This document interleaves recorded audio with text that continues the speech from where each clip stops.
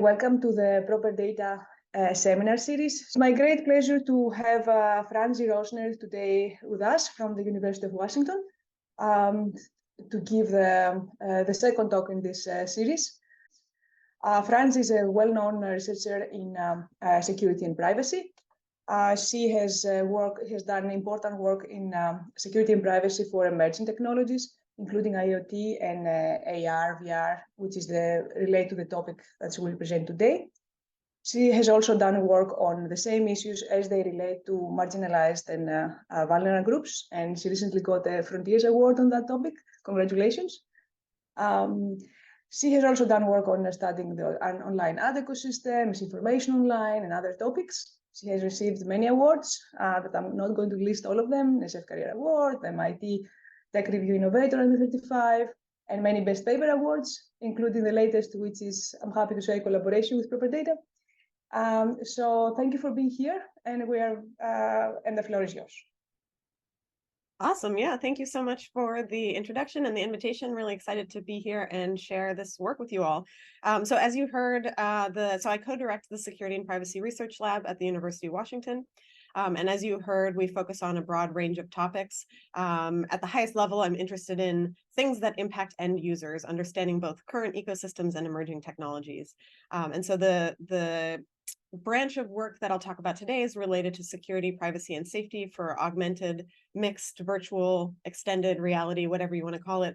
I will usually just refer to it as AR, but know that I mean kind of technologies in that space. So often I'm talking about some sort of headset that is still allowing you to see and interact with the physical world, but that is also modifying your perception of and interaction with it. And so I think, as some of you already know, there are a lot of potential security, privacy, and safety issues that can arise there.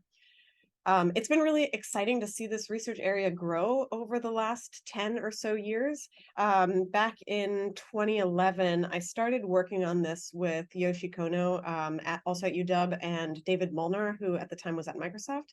And I always like to start this talk with this story of how our very first paper about this was rejected. It was submitted to the Hot Topics in Security workshop, HotSec, which sadly doesn't exist anymore. But I was I don't remember exactly, maybe second year grad student at this time. And this was really demotivating for me. So I like to share this story, especially for those of you who might be earlier in your career or have students, who are getting paper rejections. And I took this really hard at the time, but now this is, this work was eventually published, and it was the foundation for, what's now been a decade of work. So it's fun to talk about rejections later when things have gone better. And I think this was not entirely the fault of the reviewers. I think we maybe didn't make clear exactly how immediate these issues were going to be. I think the reviewers felt like it was a little bit too science fiction. But as I think many of you know now, these technologies have developed tremendously over the last few years. Like Apple recently announced their new Vision Pro headset. There's the Microsoft HoloLens. There's the Oculus from Meta. There's a bunch of other smaller AR VR startups that have popped up and are making real products. This paper was kind of around before Google Glass was even announced, so it was a bit early.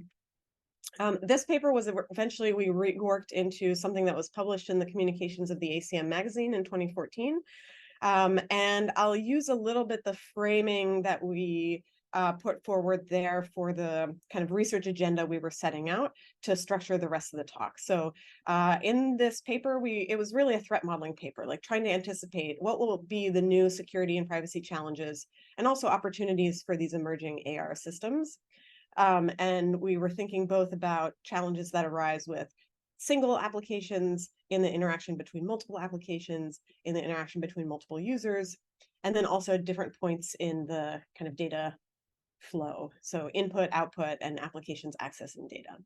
And this is, kind of a really broad threat model and laid the research agenda for us for the next 10 years or so. So often we think about the problem space using this kind of pipeline. This is describing kind of roughly abstractly what an augmented reality system looks like, and then we can think about threats and mitigations at different points in this pipeline. So on the left, you have the physical world, as well as the user themselves, who's being sensed by a bunch of sensors, including ones at the time we were familiar with from smartphones, like cameras and microphones, but also, biometrics and depth camera. And of course, these sensors are often always on and not just when the user's interacting with an application.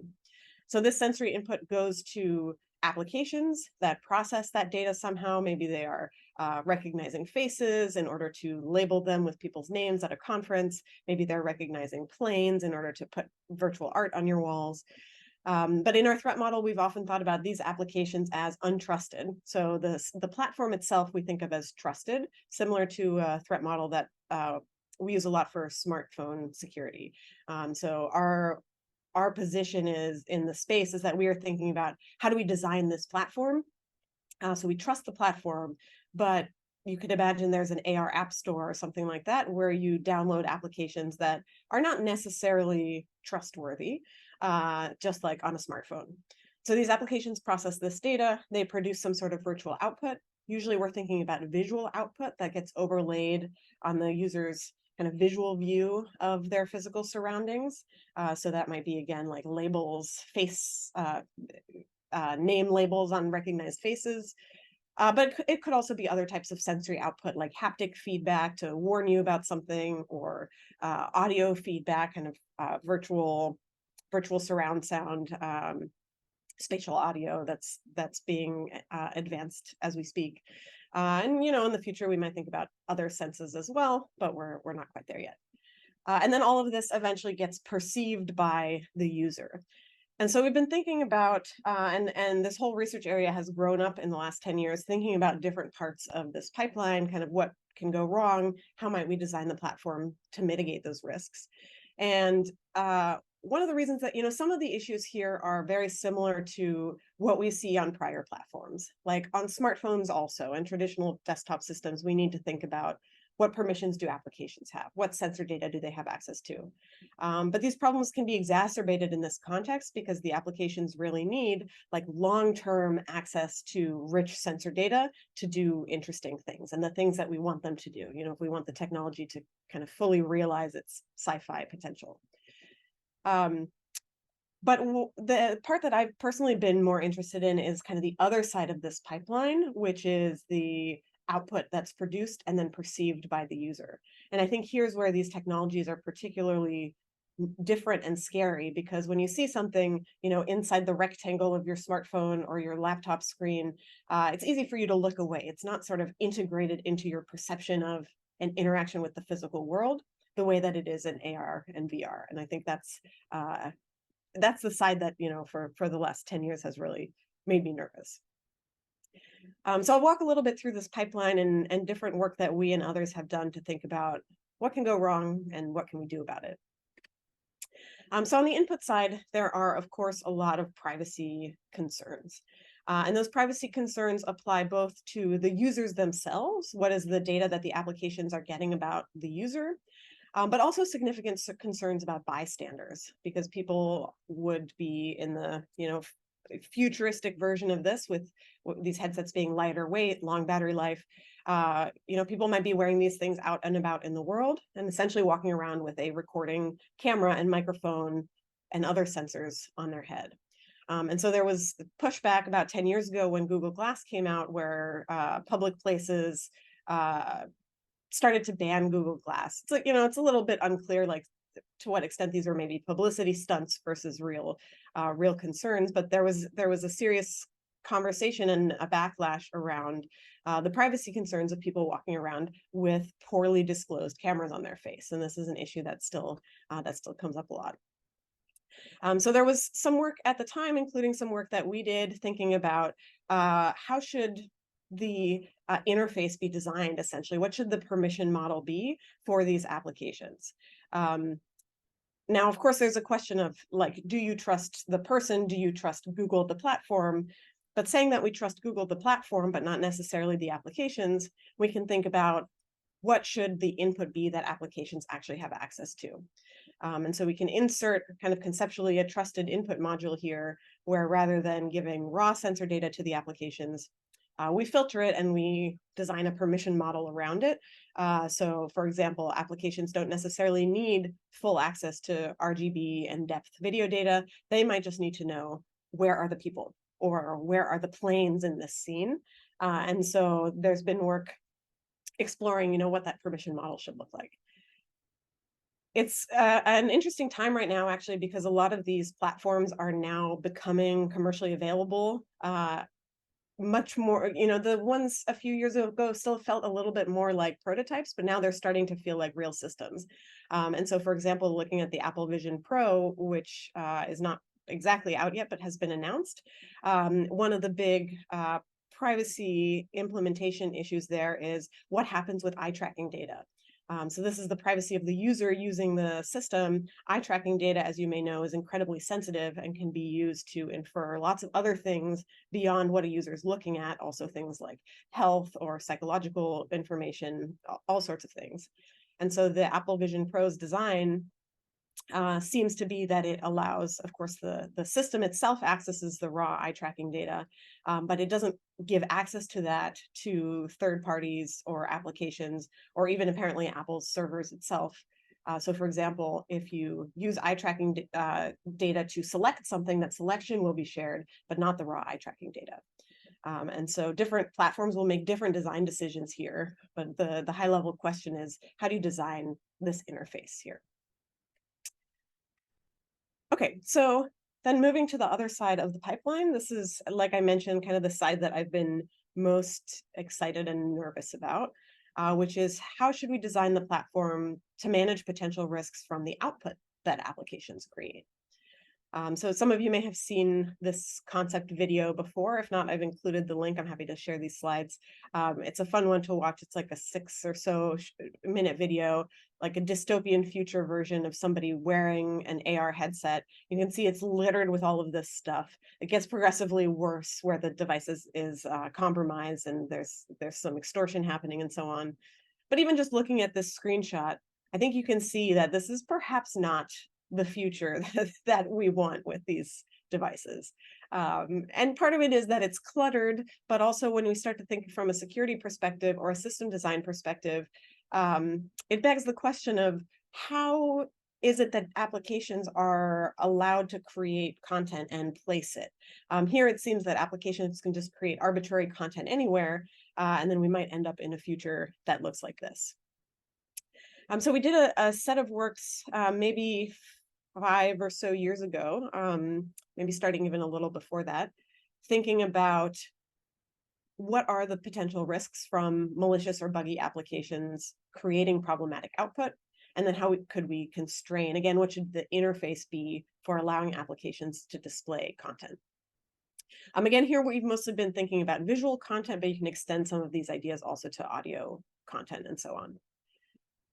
So for example, taking this case of an augmented reality windshield, which is something that automotive manufacturers have also been working on for at least the last 10 years. I think back in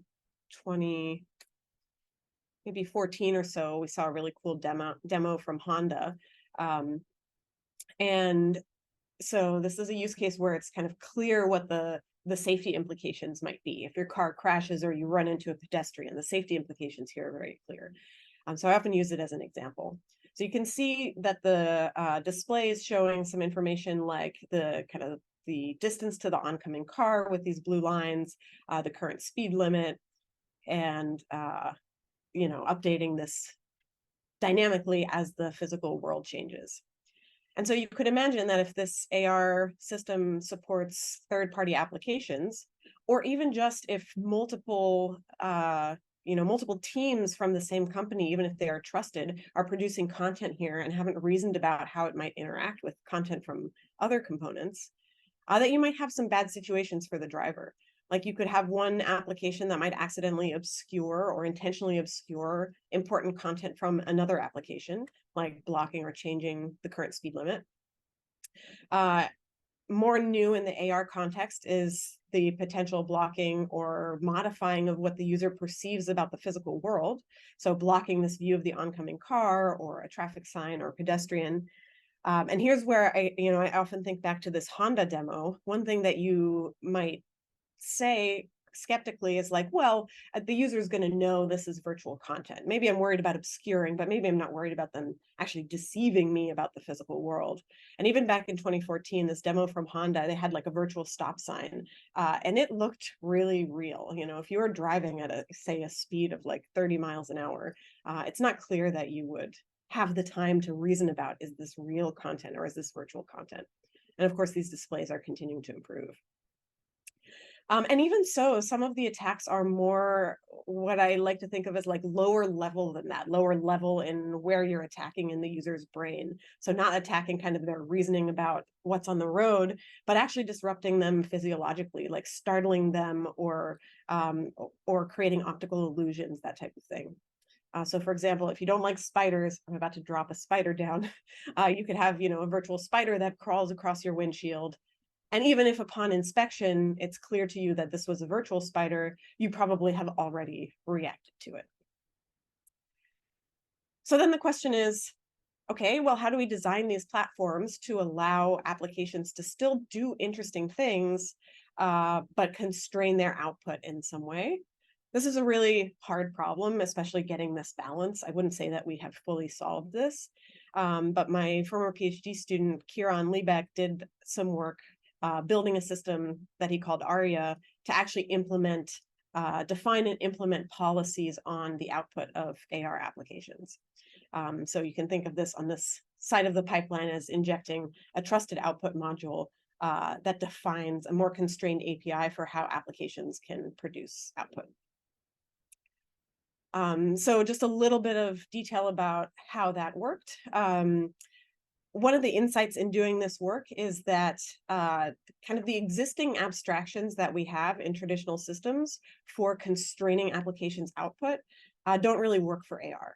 So if you think about a web application or a desktop application, we constrain them inside these rectangular boxes. Like we have, decades now of engineering work on the browser security model where content inside an iframe is running inside its own process, isolated by the same origin policy from surrounding content and so on. But it's limited to these basically two-dimensional boxes. And so that does not give us the flexibility that we need for AR applications that you might have multiple running at the same time. They are creating content that is more at the abstraction of an object. Like you might have a Pokemon running around as well as your phone notifications, as well as the current, the directions of where you're walking and so on. And so constraining all of these things to individual little windows actually doesn't allow us all of those applications. So instead, ARIA implemented this idea of an AR object as a display primitive.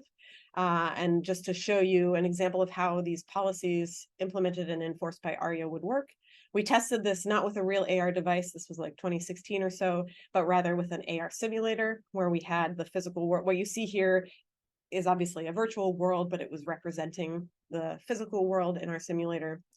Then we had some buggy or malicious applications that did some of these types of attacks that we talked about, like taking up too much of the screen, spammy ads.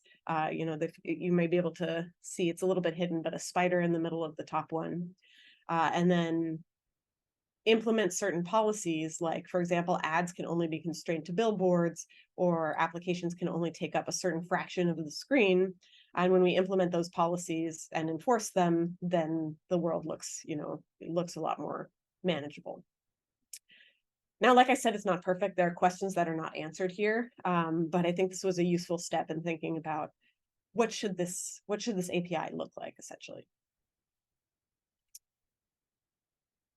Okay, so far I've been talking mostly about kind of one user interacting with their device, maybe multiple applications. But what I mentioned at the beginning is that another part of this threat model is also thinking about multiple users interacting with each other. And so, for example, back in 2017 or so, we did a user study with pairs of participants who had never used an AR headset. And we brought them into our lab and had them each use a Microsoft HoloLens and do a few tasks that we had set up and try a few different applications. And our research questions were around how people interact with it, what assumptions they make about the virtual content, the physical world, the content that they share, and also their general concerns and thoughts about this coming technology. So for me, there were a few really salient findings that stick with me. One of them is actually that virtual content was treated by participants as much more real than you might expect. People very quickly, even though the HoloLens, especially at the time, had a very small field of view, it's not like you actually, if you look at it, it doesn't seem like these objects are real. And yet people quickly apply their mental models of the physical world. Like they will start stepping around virtual objects. They will assume that the other user also sees the same things because they're in the same physical space. And normally that's how it works. If we're in the same physical space, we see the same things.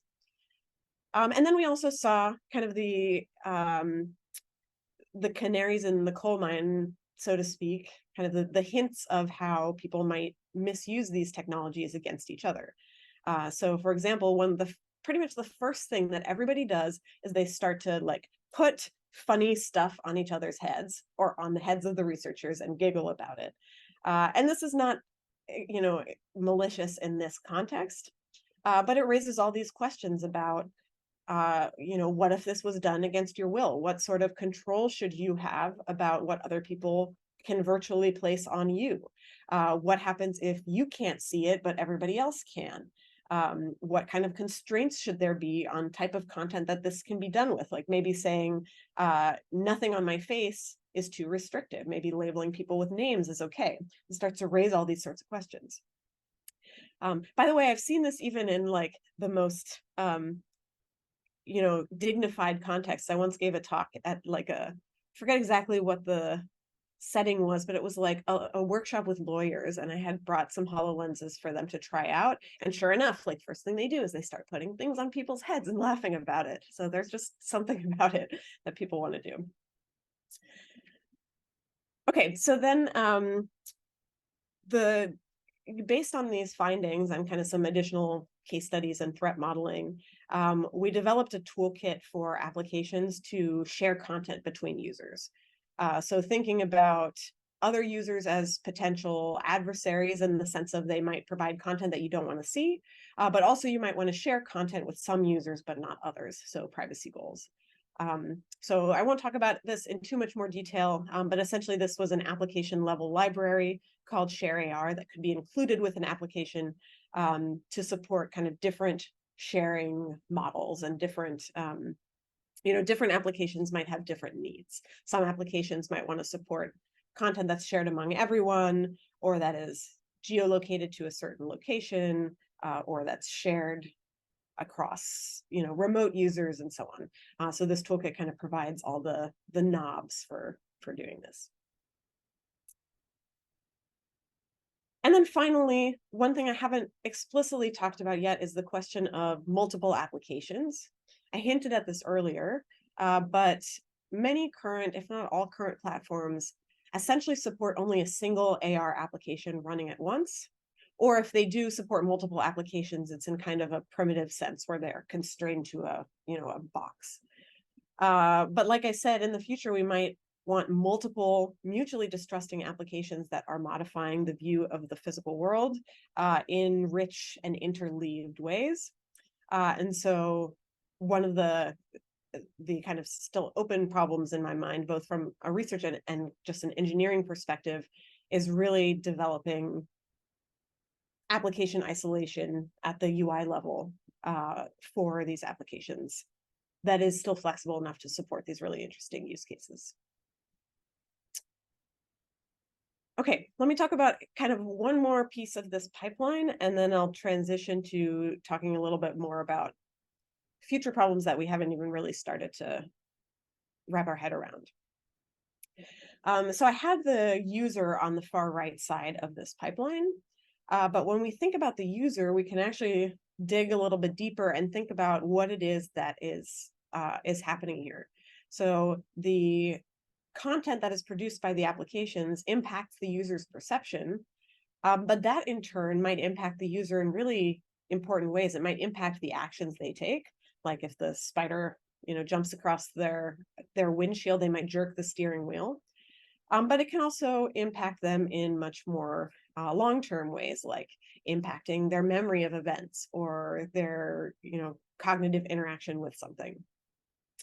And so this is where I think there's a lot of really scary stuff happening, and it's not exactly clear how we should address this. You know, that we can have a trusted output module that constrains output, but how should we constrain output to balance, again, functionality and potential impacts on users?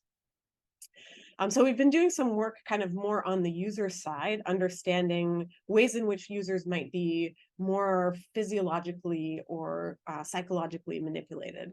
So not even just something at the high level, like fooling someone into thinking there's a hole in the ground when there isn't, or vice versa, but these more sort of lower level things about, you know, triggering visual adaptations or impacting memory and so on. So, for example, one paper that my current PhD student Kai Ming presented at Usenix Security last year was around what are called perceptual manipulation attacks, or PMA. So this is a photo of me. It was very interesting to run an in-person user study during COVID. I like this picture because it's sort of like I'm covered up everywhere. But essentially what he did was he built a few tasks that you would do while wearing an AR headset. The physical world here was the computer monitor. And so there were tasks to do on the computer monitor, and then the AR applications were essentially trying to interfere with those tasks. So it's not entirely a realistic setting. We kind of thought about these as micro benchmarks, like having tasks where there are certain success criteria where we could then measure the impacts of different perceptual manipulation attacks on real users. So for example, this task that you're seeing here is one where there's just a red box on the screen, and the task is to click as quickly as possible once you see the green box appear. And so then we could actually test this pretty simple perceptual manipulation attack where we try to induce an incorrect reaction from someone, basically try to get someone to click when it has not turned green, or to delay a correct reaction. It turns green and you take significantly longer to do it.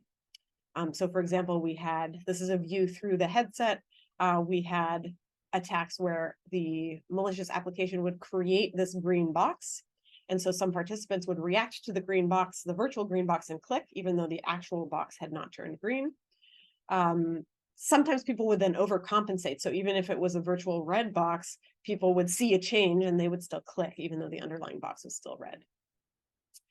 We can also delay a correct reaction. Like if you throw up a fake red box when it turns green, that will delay people. Or again, if you throw up a second green box, people will hesitate, especially if they've seen the attack before. So one thing that was interesting is that these attacks could impact people not just when they happened, but also have longer lasting impacts because of people trying to then adjust to those attacks. So once people knew, wait, this kind of thing might happen, they started to become much more cautious about clicking in general. Now, of course, these are kind of simple micro benchmarks, but they really allowed us to see concretely that these types of attacks can impact people on certain tasks. There's now I know some of you are aware of, there's a new DARPA program that was announced like last week or the week before called Intrinsic Cognitive Security, which is really about trying to address this problem. And to my understanding was informed in part by this work and other work that we've done. And so the question is really thinking about what guarantees do we want to provide for the output to try to prevent these types of attacks. Okay, so in the time that we've been doing this work, the technology has changed. It's been a really exciting area to work in because the technology has changed so tremendously. Like if any of you used the initial Google Glass, it was just this like little thing in the corner of your eye that basically showed you your phone notifications, but in your view.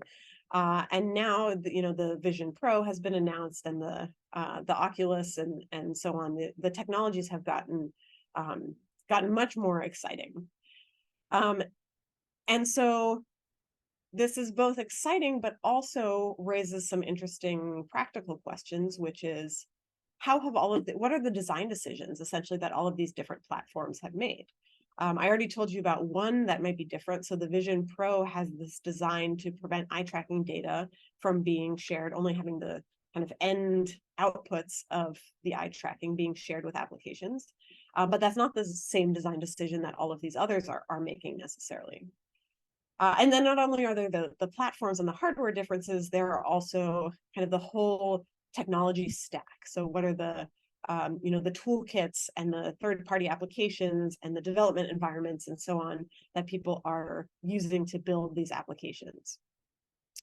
So over the last year, or really 2 years, we've been able to move our research from thinking about this in the abstract, like we started out with threat modeling and then thinking about how should we design these systems. And now we've been able to move into more of a, let's actually look at the systems that are deployed and see what design decisions they've made or are making, and what are the implications of those for these threat models we've been thinking about. So for example, I'll talk through, there's a lot of text on this slide, but in an upcoming paper, we're basically thinking about different types of UI security attacks. So clickjacking is one example, so I'll walk you through this. And it turns out that different platforms give us different views on this. So for example, we can think about what should a platform do in different corner cases. Like if two virtual objects are placed in the same spot, which one is on top? Is it the one that was placed first? Is it the one that was placed second? How do they get priority, and so on? Another related but separate question is, when two virtual objects are in the same spot, which one gets user input? It's possible, depending on how the implementation interacts with this corner case, that the object that is visible is not actually the object that gets user input. And then finally, we can think about how do applications, do applications contain third-party content, or in the future, we might think about multiple mutually distrusting applications. So if you have a situation where you can, say you have a malicious ad library, or actually, I think the example I'll show is the reverse threat model. Suppose you have a malicious application that is trying to increase its ad revenue. So it's trying to trick the user into clicking on as many ads as possible. Well, what it can do, and this is an actual screenshot from a prototype of this attack, on the top here, you see this like dummy advertisement that might have been created by an ad library. On the bottom, you see this enticing blue box that you'll win a free cookie if you click on it, that's created by the application. And because of the way that ARKit answers these questions, essentially, the blue box is visible, but a user interaction clicking on the blue box will actually go to the advertisement. And so this is a version of what's commonly known as a clickjacking attack, where the user's input goes to a different object than they intended. And so we have this upcoming paper looking at a variety of attacks like this, including erasing different objects, clickjacking, like I mentioned, denial of service, where you might prevent an application or prevent an object from getting input, and so on. And so what was really interesting here was not just identifying these different types of UI level attacks, but also mapping them back to these design questions, like what happens when two objects are placed in the same spot? Or can an application create synthetic input targeted at an object? So could that, could this application have just created a synthetic raycast and clicked on the advertisement itself? And then we see different, I'll show you this table. You don't need to like study it in detail. But just to give you a sense of, we looked at these different platforms and they make different design decisions or different accidental design decisions in how they handle these corner cases. And so the star indicates that the attack is possible on this platform. And we see, not only differences between the platforms and the designs, but also the fact that many of these attacks are possible on current systems. So I think there's a lot more work to do kind of in this general space now of understanding how are the current platforms working. There's many other questions we could have asked here. We ended up focusing on these UI level attacks because we thought they were particularly interesting. But there's many other interesting questions we could ask, like what are the permission models for these platforms? What are the implications of that for user privacy, and so on. Okay, so that kind of gives you, just then check the time, yeah. We should have good time for questions. So that kind of gives you an overview of the technical work that we've been doing. If you're interested in digging more into any of those papers, you can visit our website that you see on the left here. We've also been engaging with policy and industry. So for example, with the Tech Policy Lab at UW, some years ago, we put out a technology and policy white paper about augmented reality targeted at policymakers. And we've also been engaging with industry in various ways. For example, in 2019, we had an industry academia summit on mixed reality, security, privacy, and safety, where people came from different companies who care about these issues, and kind of the companies you would expect, and got together to talk about this. And I think one of the things that was useful here is that it was a neutral academic ground. Normally the people at these respective companies don't call each other up to talk about security, privacy, and safety with each other. That you can check out that summit report as well for the issues that came up there. Okay, so to wrap up, I want to just identify a few challenges that are on the horizon or that are just starting to become important now that we haven't really tackled in our work, and I think there's a lot of interesting work to do here. So one set of challenges is around kind of the market forces at play. When companies start to create these platforms and try to sell them, there are going to be questions around monetization, like will there be ads that are overlaid on people's views of the world? I know many of you study ads, and I think that you can quickly think of the dystopian world in which AR ads do not make our lives better. Likewise, you'll have people using different headsets the same way we have some people using iPhones and some people using Android. There are going to be questions around how do these different headsets interact with each other? Can people share virtual content across different platforms? What are these interoperability APIs, and what are the risks and challenges there? And there's been some preliminary work, for example, this CHI 2021 paper, this is not from our group, looking at what are potentially the problematic types of monetization and ads in these ecosystems. Then I think kind of the extension of some of the things I've already talked about, as these technologies improve, we can think about them as becoming increasingly immersive. So the displays will get better, the virtual content will get better, the support for other modalities like other senses beyond vision will get better. And so things will become increasingly immersive feeling to users. And that immersiveness is often what leads to some of these risks, kind of this tight coupling of the user's perception and interaction with the world and this digital interface. We might also think about kind of literally more tightly coupling these technologies to people, like brain-body interfaces and not just a headset that you wear, or contact lenses and so on. So situations where it's, if you're under attack, you can't just take the thing off and move on with your day. And kind of in general, all the types of problematic content that might arise as these applications become more rich and widespread. And so as we think about this future, we might think about not just what is the content that one individual might see, but what is the content that everyone sees. And if we take concerns about things like filter bubbles, which I know are to what extent filter bubbles are actually a thing is somewhat disputed. But certainly there is an issue where people see different types of content online. They see different ads, they see different media sources. And if we take that to its dystopian extreme in the AR context, people might be in the same physical space, but actually experiencing different realities. And finally, there are a bunch of other what I would group together under human factors that are challenging here. Like, how do we interact with people inside virtual worlds, or how do we interact with bystanders? For example, there's already plenty of evidence, and people who work in security and privacy are not surprised by any of this, that there's harassment and assault and all sorts of problematic behavior in the virtual worlds that are starting to exist.